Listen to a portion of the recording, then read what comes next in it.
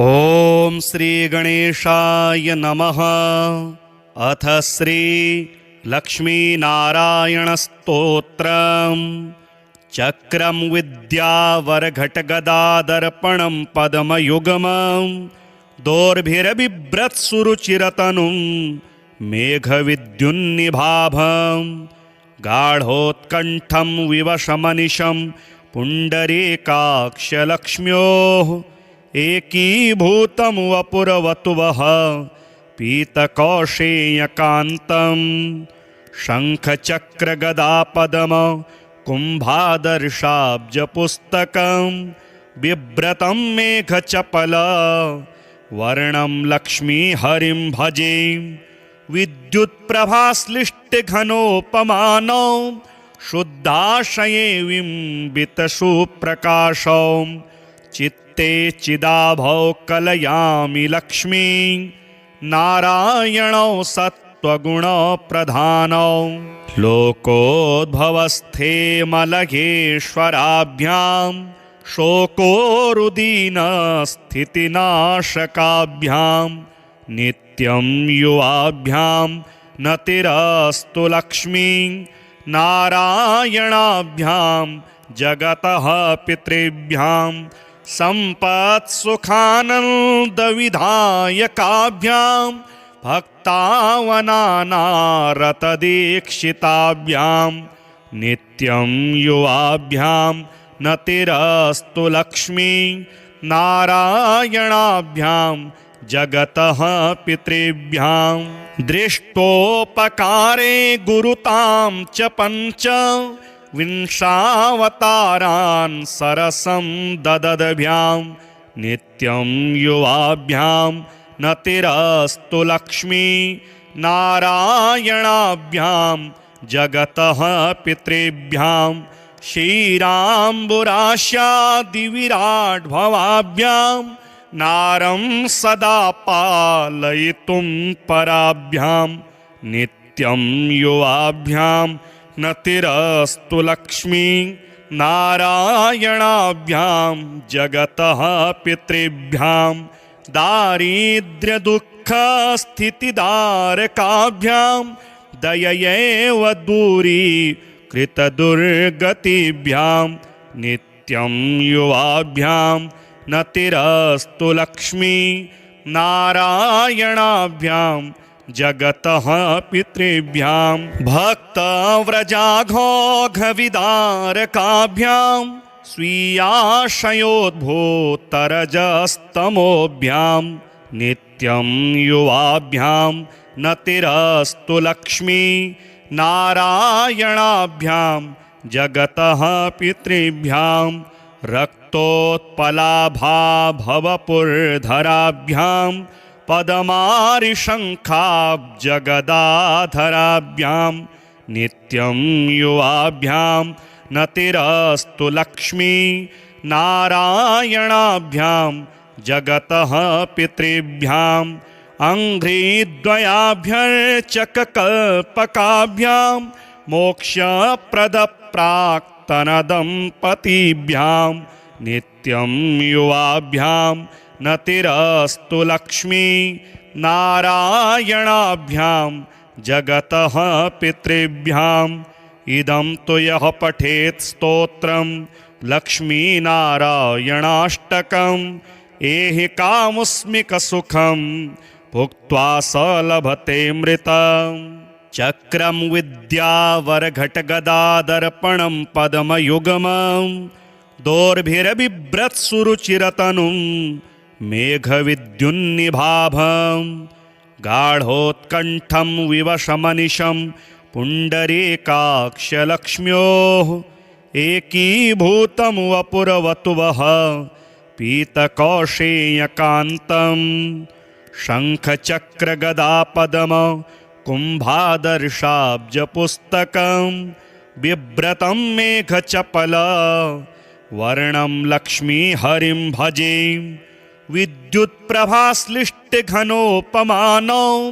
शुद्धाशये बिम्बितशुप्रकाशौ चित्ते चिदाभौ कलयामि लक्ष्मी नारायणौ सत् सत्त्वगुणप्रधानौ लोकोद्भवस्थे मलयेश्वराभ्यां शोकोरुदीनस्थितिनाशकाभ्यां नित्यं युवाभ्यां नतिरस्तु लक्ष्मी नारायणाभ्यां जगतः पितृभ्यां सम्पत्सुखानन्दविधायकाभ्यां भक्तावनानारतदीक्षिताभ्यां नित्यं युवाभ्यां नतिरस्तु लक्ष्मी नारायणाभ्यां जगतः पितृभ्यां दृष्टोपकारे गुरुतां च पञ्च विंशावतारान् सरसं ददद्भ्यां नित्यं युवाभ्यां नतिरस्तु लक्ष्मी नारायणाभ्यां जगतः पितृभ्यां क्षीराम्बुराशादिविराड्भवाभ्यां नारं सदा पालयितुं पराभ्यां नित्यं युवाभ्यां नतिरस्तु लक्ष्मी नारायणाभ्यां जगतः पितृभ्यां दारिद्र्यदुःखस्थितिदारकाभ्यां दययैव दूरीकृतदुर्गतिभ्यां नित्यं युवाभ्यां नतिरस्तु लक्ष्मी नारायणाभ्यां जगतः पितृभ्यां भक्तव्रजाघोघविदारकाभ्यां स्वीयाशयोद्भूतरजस्तमोभ्यां नित्यं युवाभ्यां नतिरस्तु लक्ष्मी नारायणाभ्यां जगतः पितृभ्यां रक्तोत्पलाभाभवपुरधराभ्यां पदमारिशङ्खाब्जगदाधराभ्यां नित्यं युवाभ्यां नतिरस्तु लक्ष्मी नारायणाभ्यां जगतः पितृभ्यां अङ्घ्रिद्वयाभ्यर्चककल्पकाभ्यां मोक्षप्रदप्राक्तनदम्पतीभ्यां नित्यं युवाभ्यां नतिरस्तु लक्ष्मी नारायणाभ्यां जगतः पितृभ्यां इदं तु यः पठेत् स्तोत्रं लक्ष्मीनारायणाष्टकम् एहि कामुस्मिकसुखं भुक्त्वा स लभते मृतं चक्रं विद्यावरघटगदादर्पणं पद्मयुगमं दोर्भिरबिभ्रत्सुरुचिरतनुं मेघविद्युन्निभाभं गाढोत्कण्ठं विवशमनिशं पुण्डरीकाक्षलक्ष्म्योः एकीभूतं वपुरवतुवः पीतकौशेयकान्तं शङ्खचक्रगदापद्म कुम्भादर्शाब्जपुस्तकं बिभ्रतं मेघचपल वर्णं लक्ष्मीहरिं भजे विद्युत्प्रभाश्लिष्टघनोपमानौ शुद्धाशये बिम्बितशुप्रकाशौ चित्ते चिदाभौ कलयामि लक्ष्मी नारायणौ सत्त्वगुणप्रधानौ लोकोद्भवस्थे मलयेश्वराभ्यां शोकोरुदीनस्थितिनाशकाभ्यां नित्यं युवाभ्यां नतिरस्तु लक्ष्मी नारायणाभ्यां जगतः पितृभ्यां सम्पत्सुखानन्दविधायकाभ्यां भक्तावनानारतदीक्षिताभ्यां नित्यं युवाभ्यां नतिरस्तु लक्ष्मी नारायणाभ्यां जगतः पितृभ्यां दृष्टोपकारे गुरुतां च पञ्च विंशावतारान् सरसं ददद्भ्यां नित्यं युवाभ्यां नतिरस्तु लक्ष्मी नारायणाभ्यां जगतः पितृभ्यां क्षीराम्बुराश्यादिविराड्भवाभ्यां नारं सदा पालयितुं पराभ्यां नित्यं युवाभ्यां नतिरस्तु लक्ष्मी नारायणाभ्यां जगतः पितृभ्यां दारिद्र्यदुःखस्थितिदारकाभ्यां दययैव दूरीकृतदुर्गतिभ्यां नित्यं युवाभ्यां नतिरस्तु लक्ष्मी नारायणाभ्यां जगतः पितृभ्यां भक्तव्रजाघोघविदारकाभ्यां स्वीयाशयोद्भूतरजस्तमोभ्यां नित्यं युवाभ्यां नतिरस्तु लक्ष्मी नारायणाभ्यां जगतः पितृभ्यां रक्तोत्पलाभाभवपुर्धराभ्यां पदमारिशङ्खाब्जगदाधराभ्यां नित्यं युवाभ्यां नतिरस्तु लक्ष्मी नारायणाभ्यां जगतः पितृभ्यां अङ्घ्रिद्वयाभ्यर्चककल्पकाभ्यां मोक्षप्रदप्राक्तनदम्पतीभ्यां नित्यं युवाभ्यां नतिरस्तु लक्ष्मी नारायणाभ्यां जगतः पितृभ्यां इदं तु यः पठेत् स्तोत्रं लक्ष्मीनारायणाष्टकम् एहि कामुस्मिकसुखं भुक्त्वा स लभते मृतं चक्रं विद्यावरघटगदादर्पणं पद्मयुगमं दोर्भिरबिभ्रत्सुरुचिरतनुं मेघविद्युन्निभाभं गाढोत्कण्ठं विवशमनिशं पुण्डरीकाक्षलक्ष्म्योः एकीभूतं वपुरवतुवः पीतकौशेयकान्तं शङ्खचक्रगदापद्म कुम्भादर्शाब्जपुस्तकं बिभ्रतं मेघचपल वर्णं लक्ष्मीहरिं भजे विद्युत्प्रभाश्लिष्टघनोपमानौ शुद्धाशये बिम्बितशुप्रकाशौ चित्ते चिदाभौ कलयामि लक्ष्मी नारायणौ सत्त्वगुणप्रधानौ लोकोद्भवस्थे मलयेश्वराभ्यां शोकोरुदीनस्थितिनाशकाभ्यां नित्यं युवाभ्यां नतिरस्तु लक्ष्मी नारायणाभ्यां जगतः पितृभ्यां सम्पत्सुखानन्दविधायकाभ्यां भक्तावनानारतदीक्षिताभ्यां नित्यं युवाभ्यां नतिरस्तु लक्ष्मी नारायणाभ्यां जगतः पितृभ्यां दृष्टोपकारे गुरुतां च पञ्च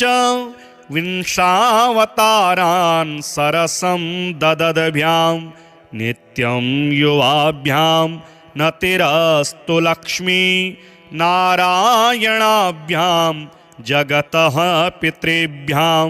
क्षीराम्बुराश्यादिविराड्भवाभ्यां नारं सदा पालयितुं पराभ्यां नित्यं युवाभ्यां नतिरस्तु लक्ष्मी नारायणाभ्यां जगतः पितृभ्यां दारिद्र्यदुःखस्थितिदारकाभ्यां दययैव दूरीकृतदुर्गतिभ्यां नित्यं युवाभ्यां नतिरस्तु लक्ष्मी नारायणाभ्यां जगतः पितृभ्यां भक्तव्रजाघोघविदारकाभ्यां स्वीयाशयोद्भूतरजस्तमोभ्यां नित्यं युवाभ्यां नतिरस्तु लक्ष्मी नारायणाभ्यां जगतः पितृभ्यां रक्तोत्पलाभाभवपुर्धराभ्यां पदमारिशङ्खाब्जगदाधराभ्यां नित्यं युवाभ्यां नतिरस्तु लक्ष्मी नारायणाभ्यां जगतः पितृभ्याम् अङ्घ्रिद्वयाभ्यर्चककल्पकाभ्यां मोक्षप्रदप्राक्तनदम्पतीभ्यां नित्यं युवाभ्यां नतिरस्तु लक्ष्मी नारायणाभ्यां जगतः पितृभ्याम् इदं तु यः पठेत् स्तोत्रं लक्ष्मीनारायणाष्टकम् एहि कामुस्मिकसुखं भुक्त्वा स लभते मृतं चक्रं विद्यावरघटगदादर्पणं पद्मयुगमं दोर्भिरबिभ्रत्सुरुचिरतनुं मेघविद्युन्निभाभं गाढोत्कण्ठं विवशमनिशं पुण्डरीकाक्षलक्ष्म्योः एकीभूतं वपुरवतुवः पीतकौशेयकान्तं शङ्खचक्रगदापद्म कुम्भादर्शाब्जपुस्तकं बिभ्रतं मेघचपल वर्णं लक्ष्मीहरिं भजे विद्युत्प्रभाश्लिष्टघनोपमानौ शुद्धाशये बिम्बितशुप्रकाशौ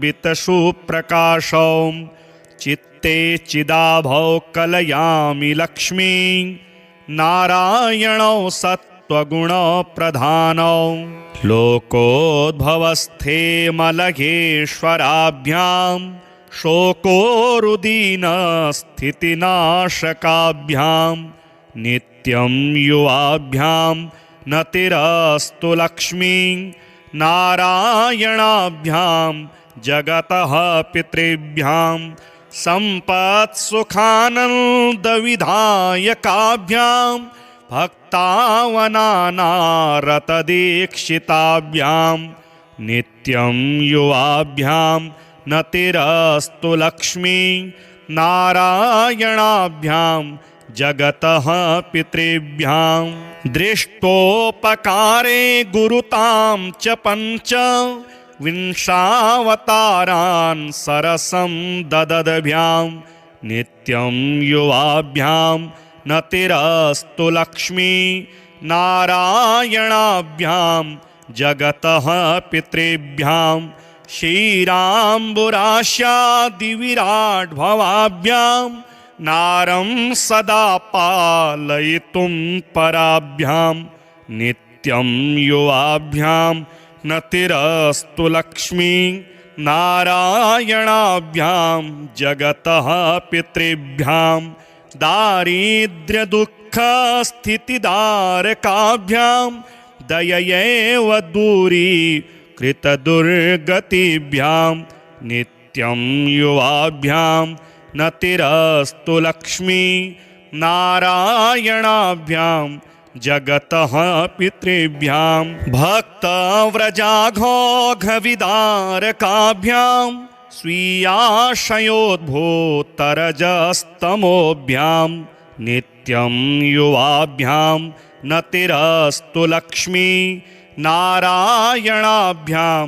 जगतः पितृभ्यां रक्तोत्पलाभाभवपुर्धराभ्यां पदमारिशङ्खाब्जगदाधराभ्यां नित्यं युवाभ्यां नतिरस्तु लक्ष्मी नारायणाभ्यां जगतः पितृभ्याम् अङ्घ्रिद्वयाभ्यर्चककल्पकाभ्यां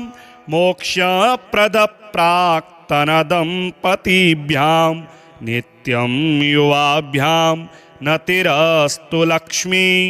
नारायणाभ्यां जगतः पितृभ्याम् इदं तु यः पठेत् स्तोत्रं लक्ष्मीनारायणाष्टकम् एहि कामुस्मिकसुखं भुक्त्वा स लभते मृतं चक्रं विद्यावरघटगदादर्पणं पद्मयुगमं दोर्भिरबिभ्रत्सुरुचिरतनुं मेघविद्युन्निभाभं गाढोत्कण्ठं विवशमनिशं पुण्डरीकाक्षलक्ष्म्योः एकीभूतं वपुरवतुवः पीतकौशेयकान्तं शङ्खचक्रगदापद्म कुम्भादर्शाब्जपुस्तकं बिभ्रतं मेघचपल वर्णं लक्ष्मीहरिं भजे विद्युत्प्रभाश्लिष्टघनोपमानौ शुद्धाशये बिम्बितशुप्रकाशौ चित्ते चिदाभौ कलयामि लक्ष्मी नारायणौ सत्त्वगुणप्रधानौ लोकोद्भवस्थे मलयेश्वराभ्यां शोकोरुदीनस्थितिनाशकाभ्यां नित्यं युवाभ्यां नतिरस्तु लक्ष्मी नारायणाभ्यां जगतः पितृभ्यां सम्पत्सुखानन्दविधायकाभ्यां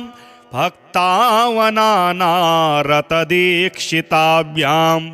नित्यं युवाभ्यां नतिरस्तु लक्ष्मी नारायणाभ्यां जगतः पितृभ्यां दृष्टोपकारे गुरुतां च पञ्च विंशावतारान् सरसं ददद्भ्यां नित्यं युवाभ्यां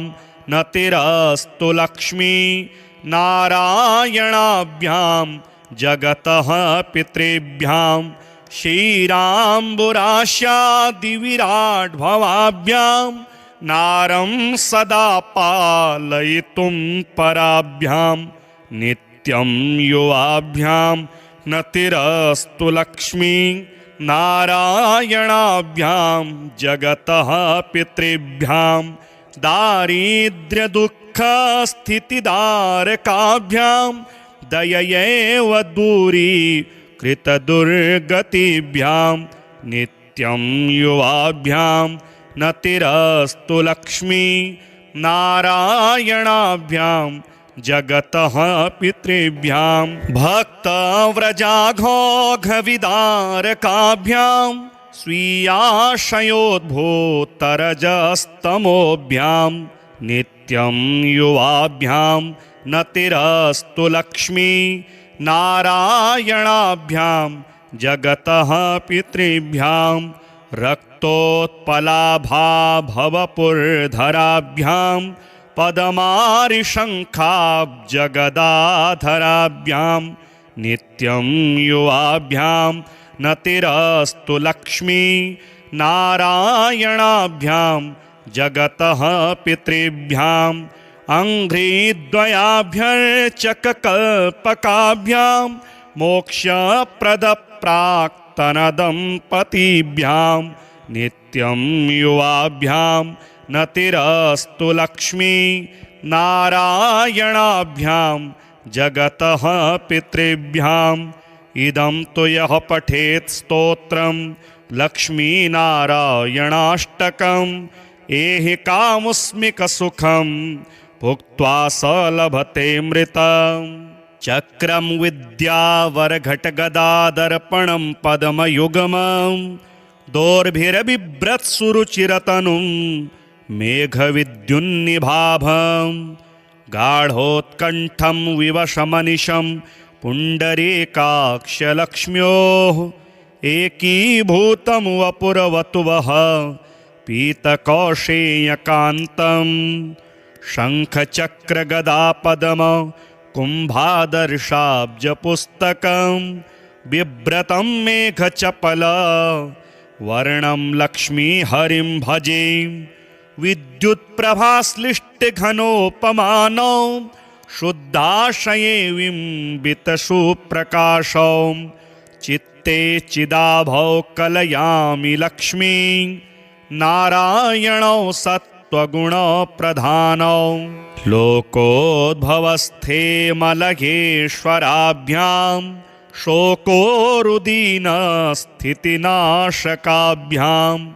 नित्यं युवाभ्यां नतिरस्तु लक्ष्मी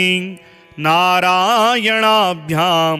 जगतः पितृभ्यां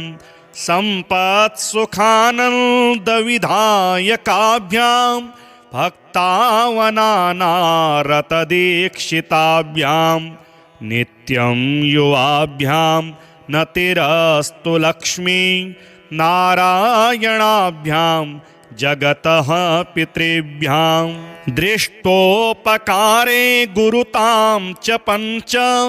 विंशावतारान् सरसं ददद्भ्यां नित्यं युवाभ्यां नतिरस्तु लक्ष्मी नारायणाभ्यां जगतः पितृभ्यां क्षीराम्बुराशादिविराड्भवाभ्यां नारं सदा पालयितुं पराभ्यां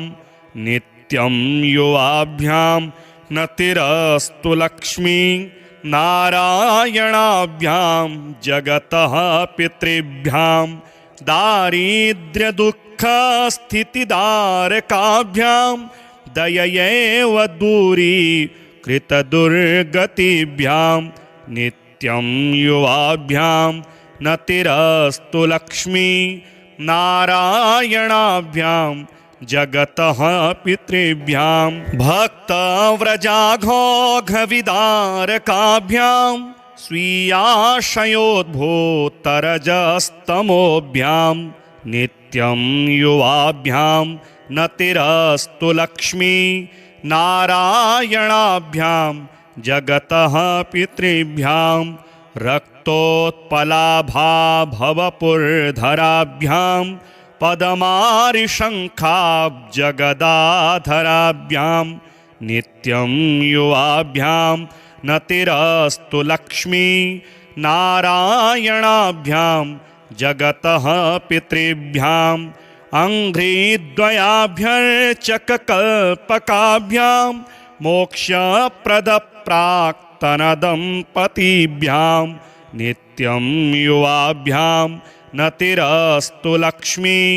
नारायणाभ्यां जगतः पितृभ्यां इदं तु यः पठेत् स्तोत्रं लक्ष्मीनारायणाष्टकम् एहि कामुस्मिकसुखं भुक्त्वा स लभते मृतम् चक्रं विद्यावरघटगदादर्पणं पद्मयुगमं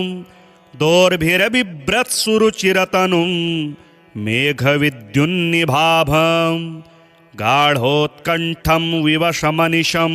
पुण्डरीकाक्षलक्ष्म्योः एकीभूतं वपुरवतुवः पीतकौशेयकान्तं शङ्खचक्रगदापद्म कुम्भादर्शाब्जपुस्तकं बिभ्रतं मेघचपल वर्णं लक्ष्मीहरिं भजे विद्युत्प्रभाश्लिष्टघनोपमानौ शुद्धाशये बिम्बितशुप्रकाशौ चित्ते चिदाभौ कलयामि लक्ष्मी नारायणौ सत्त्वगुणप्रधानौ लोकोद्भवस्थे मलयेश्वराभ्यां शोकोरुदीनस्थितिनाशकाभ्यां नित्यं युवाभ्यां नतिरस्तु लक्ष्मी नारायणाभ्यां जगतः पितृभ्यां सम्पत्सुखानन्दविधायकाभ्यां भक्तावनानारतदीक्षिताभ्यां नित्यं युवाभ्यां नतिरस्तु लक्ष्मी नारायणाभ्यां जगतः पितृभ्यां दृष्टोपकारे गुरुतां च पञ्च विंशावतारान् सरसं ददद्भ्यां नित्यं युवाभ्यां नतिरस्तु लक्ष्मी नारायणाभ्यां जगतः पितृभ्यां क्षीराम्बुराशादिविराड्भवाभ्यां नारं सदा पालयितुं पराभ्यां नित्यं युवाभ्यां नतिरस्तु लक्ष्मी नारायणाभ्यां जगतः पितृभ्यां दारिद्र्यदुःखस्थितिदारकाभ्यां दययैव दूरीकृतदुर्गतिभ्यां नित्यं युवाभ्यां नतिरस्तु लक्ष्मी नारायणाभ्यां जगतः पितृभ्यां भक्तव्रजाघोघविदारकाभ्यां स्वीयाशयोद्भूतरजस्तमोभ्यां नित्यं युवाभ्यां नतिरस्तु लक्ष्मी नारायणाभ्यां जगतः पितृभ्यां रक्तोत्पलाभाभवपुरधराभ्यां पदमारिशङ्खाब्जगदाधराभ्यां नित्यं युवाभ्यां नतिरस्तु लक्ष्मी नारायणाभ्यां जगतः पितृभ्यां अङ्घ्रिद्वयाभ्यर्चककल्पकाभ्यां मोक्षप्रदप्राक्तनदम्पतीभ्यां नित्यं युवाभ्यां नतिरस्तु लक्ष्मी नारायणाभ्यां जगतः पितृभ्यां इदं तु यः पठेत् स्तोत्रं लक्ष्मीनारायणाष्टकम् एहि कामुस्मिकसुखं भुक्त्वा स लभते मृतम् चक्रं विद्यावरघटगदादर्पणं पद्मयुगमं दोर्भिरबिभ्रत्सुरुचिरतनुं मेघविद्युन्निभाभं गाढोत्कण्ठं विवशमनिशं पुण्डरीकाक्षलक्ष्म्योः एकीभूतं वपुरवतुवः पीतकौशेयकान्तं शङ्खचक्रगदापद्म कुम्भादर्शाब्जपुस्तकं बिभ्रतं मेघचपल वर्णं लक्ष्मीहरिं भजे विद्युत्प्रभाश्लिष्टघनोपमानौ शुद्धाशये बिम्बितसुप्रकाशौ चित्ते चिदाभौ कलयामि लक्ष्मी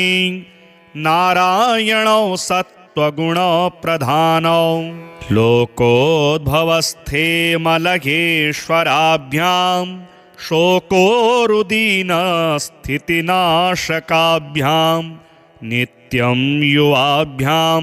नतिरस्तु लक्ष्मी नारायणाभ्यां जगतः पितृभ्यां सम्पत्सुखानन्दविधायकाभ्यां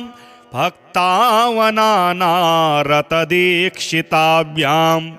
नित्यं युवाभ्यां नतिरस्तु लक्ष्मी नारायणाभ्यां जगतः पितृभ्यां दृष्टोपकारे गुरुतां च पञ्च विंशावतारान् सरसं ददद्भ्यां नित्यं युवाभ्यां नतिरस्तु लक्ष्मी नारायणाभ्यां जगतः पितृभ्यां क्षीराम्बुरास्यादिविराड्भवाभ्यां नारं सदा पालयितुं पराभ्यां नित्यं युवाभ्यां नतिरस्तु लक्ष्मी नारायणाभ्यां जगतः पितृभ्यां दारिद्र्यदुःखस्थितिदारकाभ्यां दययैव दूरीकृतदुर्गतिभ्यां नित्यं युवाभ्यां नतिरस्तु लक्ष्मी नारायणाभ्यां जगतः पितृभ्यां भक्तव्रजाघोघविदारकाभ्यां स्वीयाशयोद्भूतरजस्तमोभ्यां नित्यं युवाभ्यां नतिरस्तु लक्ष्मी नारायणाभ्यां जगतः पितृभ्यां रक्तोत्पलाभाभवपुरधराभ्यां पदमारिशङ्खाब्जगदाधराभ्यां नित्यं युवाभ्यां नतिरस्तु लक्ष्मी नारायणाभ्यां जगतः पितृभ्याम् अङ्घ्रिद्वयाभ्यर्चककल्पकाभ्यां मोक्षप्रदप्राक्तनदम्पतीभ्यां नित्यं युवाभ्यां नतिरस्तु लक्ष्मी नारायणाभ्यां जगतः पितृभ्याम् इदं तु यः पठेत् स्तोत्रं लक्ष्मीनारायणाष्टकम् एहि कामुस्मिकसुखं भुक्त्वा स लभते मृतम् चक्रं विद्यावरघटगदादर्पणं पद्मयुग्मं दोर्भिरबिभ्रत्सुरुचिरतनुं मेघविद्युन्निभाभं गाढोत्कण्ठं विवशमनिशं पुण्डरीकाक्षलक्ष्म्योः एकीभूतं वपुरवतुवः पीतकौशेयकान्तं शङ्खचक्रगदापद्म कुम्भादर्शाब्जपुस्तकं बिभ्रतं मेघचपल वर्णं लक्ष्मीहरिं भजे विद्युत्प्रभाश्लिष्टघनोपमानौ शुद्धाशये बिम्बितसुप्रकाशौ चित्ते चिदाभौ कलयामि लक्ष्मी नारायणौ सत्त्वगुणप्रधानौ लोकोद्भवस्थे मलयेश्वराभ्यां शोकोरुदीनस्थितिनाशकाभ्यां नित्यं युवाभ्यां नतिरस्तु लक्ष्मी नारायणाभ्यां जगतः पितृभ्यां सम्पत्सुखानन्दविधायकाभ्यां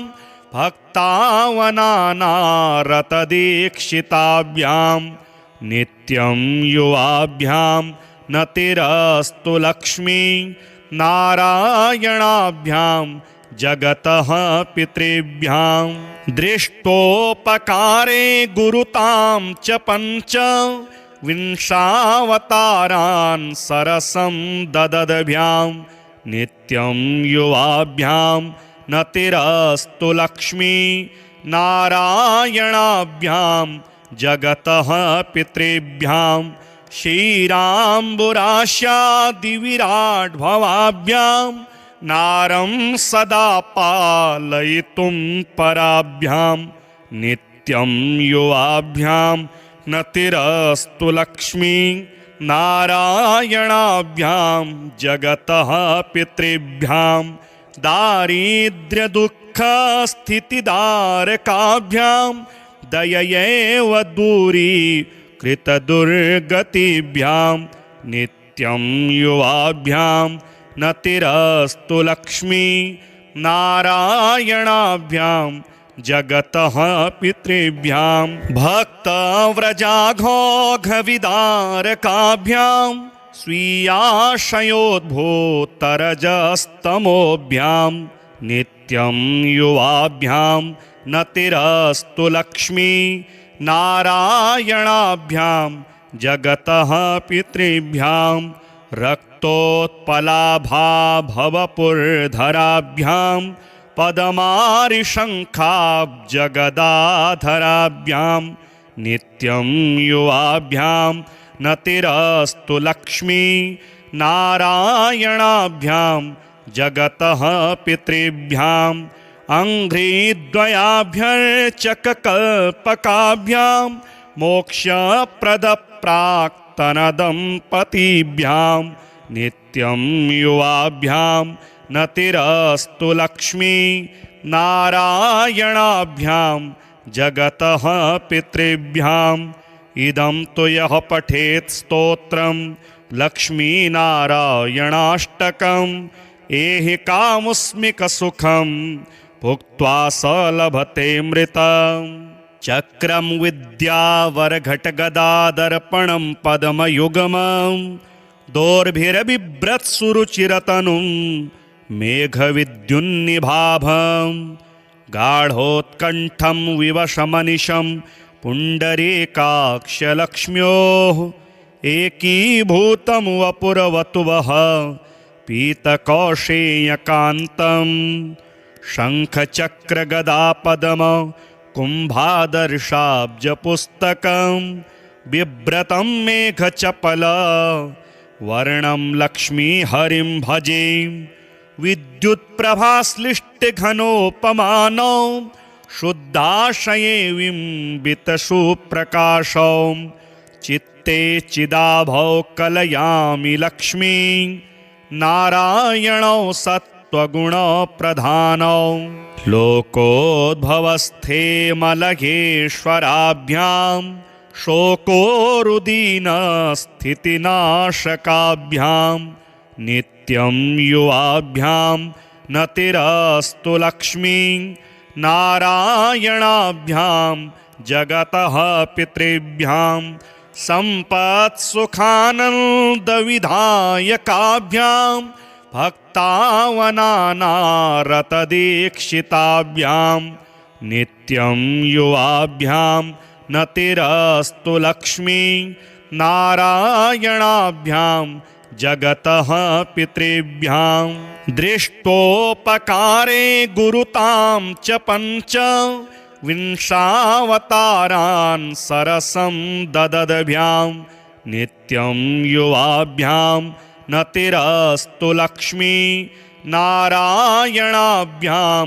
जगतः पितृभ्यां क्षीराम्बुराशादिविराट्भवाभ्यां नारं सदा पालयितुं पराभ्यां नित्यं युवाभ्यां नतिरस्तु लक्ष्मी नारायणाभ्यां जगतः पितृभ्यां दारिद्र्यदुःखस्थितिदारकाभ्यां दययैव दूरीकृतदुर्गतिभ्यां नित्यं युवाभ्यां नतिरस्तु लक्ष्मी नारायणाभ्यां जगतः पितृभ्यां भक्तव्रजाघोघविदारकाभ्यां स्वीयाशयोद्भूतरजस्तमोभ्यां नित्यं युवाभ्यां नतिरस्तु लक्ष्मी नारायणाभ्यां जगतः पितृभ्यां रक्तोत्पलाभाभवपुरधराभ्यां पदमारिशङ्खाब्जगदाधराभ्यां नित्यं युवाभ्यां नतिरस्तु लक्ष्मी नारायणाभ्यां जगतः पितृभ्यां अङ्घ्रिद्वयाभ्यर्चककल्पकाभ्यां मोक्षप्रदप्राक्तनदम्पतिभ्यां नित्यं युवाभ्यां नतिरस्तु लक्ष्मी नारायणाभ्यां जगतः पितृभ्यां इदं तु यः पठेत् स्तोत्रं लक्ष्मीनारायणाष्टकम् एहि कामुस्मिकसुखं भुक्त्वा स लभते मृतम् चक्रं विद्यावरघटगदादर्पणं पद्मयुगमं दोर्भिरबिभ्रत्सुरुचिरतनुं मेघविद्युन्निभाभं गाढोत्कण्ठं विवशमनिशं पुण्डरीकाक्षलक्ष्म्योः एकीभूतं वपुरवतुवः पीतकौशेयकान्तं शङ्खचक्रगदापद्म कुम्भादर्शाब्जपुस्तकं बिभ्रतं मेघचपल वर्णं लक्ष्मीहरिं भजे विद्युत्प्रभाश्लिष्टघनोपमानौ शुद्धाशये बिम्बितशुप्रकाशौ चित्ते चिदाभौ कलयामि लक्ष्मी नारायणौ सत्त्वगुणप्रधानौ लोकोद्भवस्थे मलयेश्वराभ्यां शोकोरुदीनस्थितिनाशकाभ्यां नित्यं युवाभ्यां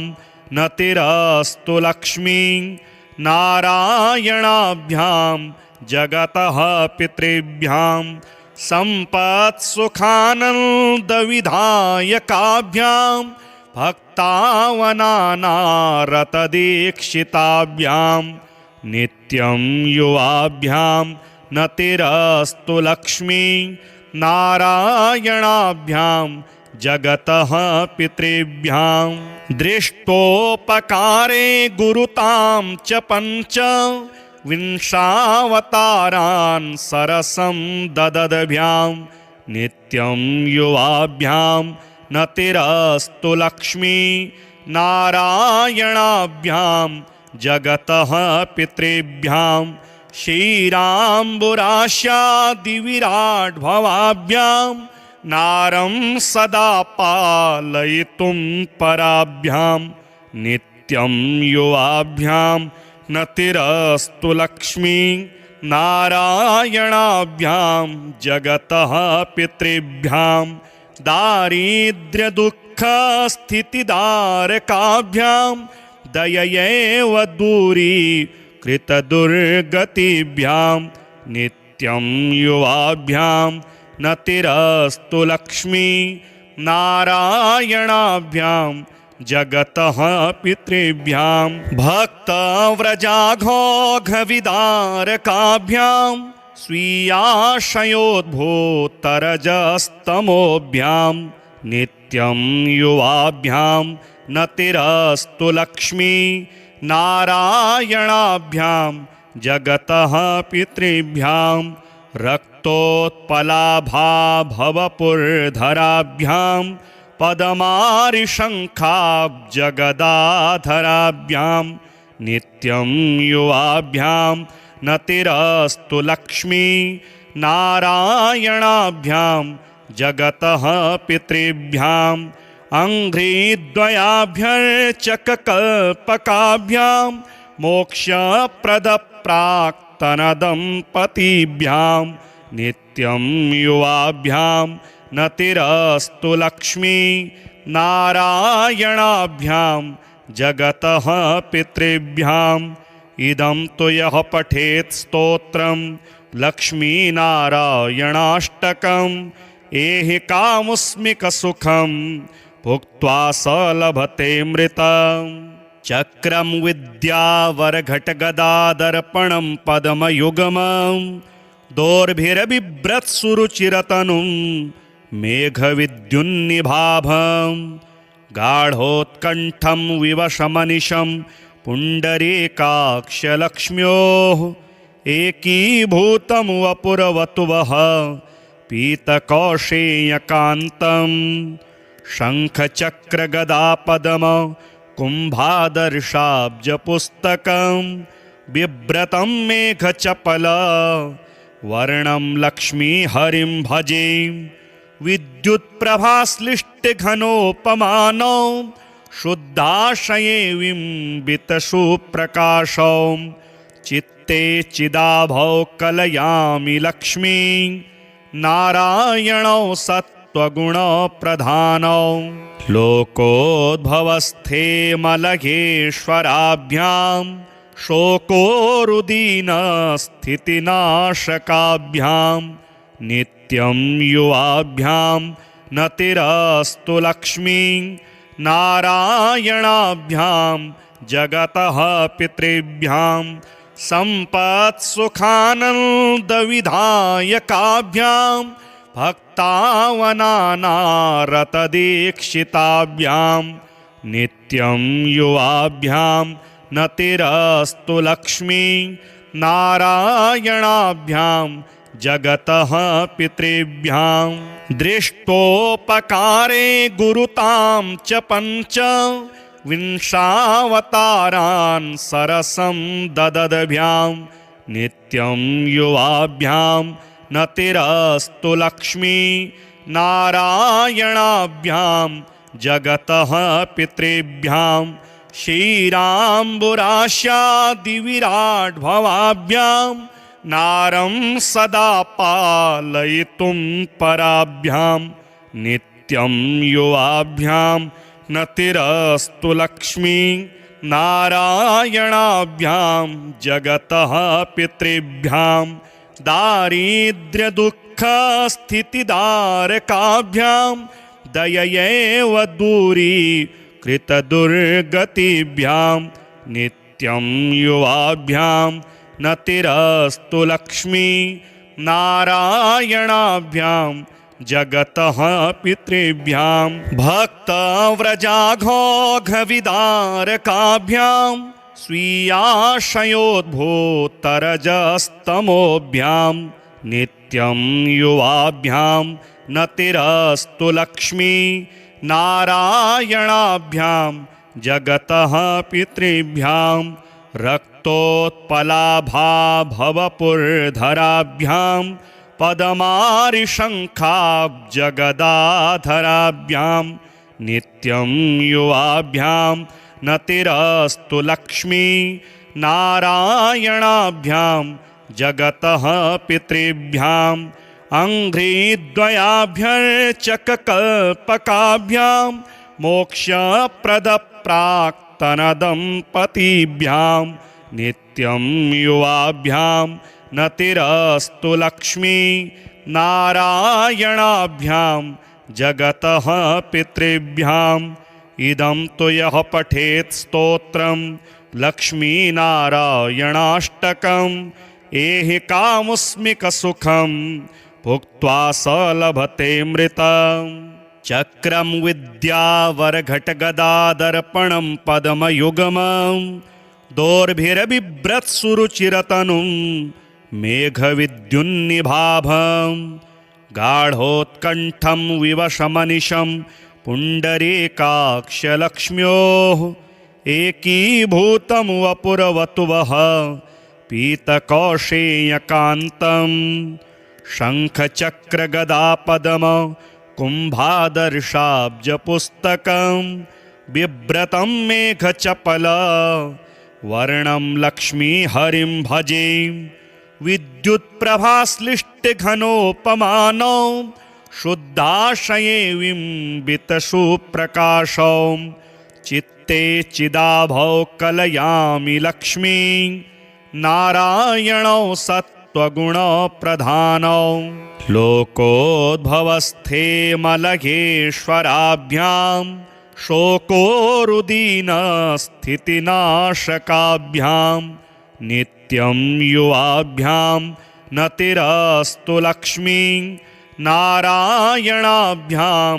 जगतः पितृभ्यां सम्पत्सुखानन्दविधायकाभ्यां भक्तावनानारतदीक्षिताभ्यां नित्यं युवाभ्यां नतिरस्तु लक्ष्मी नारायणाभ्यां जगतः पितृभ्यां दृष्टोपकारे गुरुतां च पञ्च विंशावतारान् सरसं ददद्भ्यां नित्यं युवाभ्यां नतिरस्तु लक्ष्मी नारायणाभ्यां जगतः पितृभ्यां क्षीराम्बुराशादिविराड्भवाभ्यां नारं सदा पालयितुं पराभ्यां नित्यं युवाभ्यां नतिरस्तु लक्ष्मी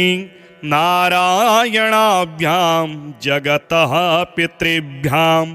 दारिद्र्यदुःखस्थितिदारकाभ्यां दययैव दूरीकृतदुर्गतिभ्यां नित्यं युवाभ्यां नतिरस्तु लक्ष्मी नारायणाभ्यां जगतः पितृभ्यां भक्तव्रजाघोघविदारकाभ्यां स्वीयाशयोद्भूतरजस्तमोभ्यां नित्यं युवाभ्यां नतिरस्तु लक्ष्मी नारायणाभ्यां जगतः पितृभ्यां रक्तोत्पलाभाभवपुर्धराभ्यां पदमारिशङ्खाब्जगदाधराभ्यां नित्यं युवाभ्यां नतिरस्तु लक्ष्मी नारायणाभ्यां जगतः पितृभ्यां अङ्घ्रिद्वयाभ्यर्चककल्पकाभ्यां मोक्षप्रदप्राक्तनदम्पतीभ्यां नित्यं युवाभ्यां नतिरस्तु लक्ष्मी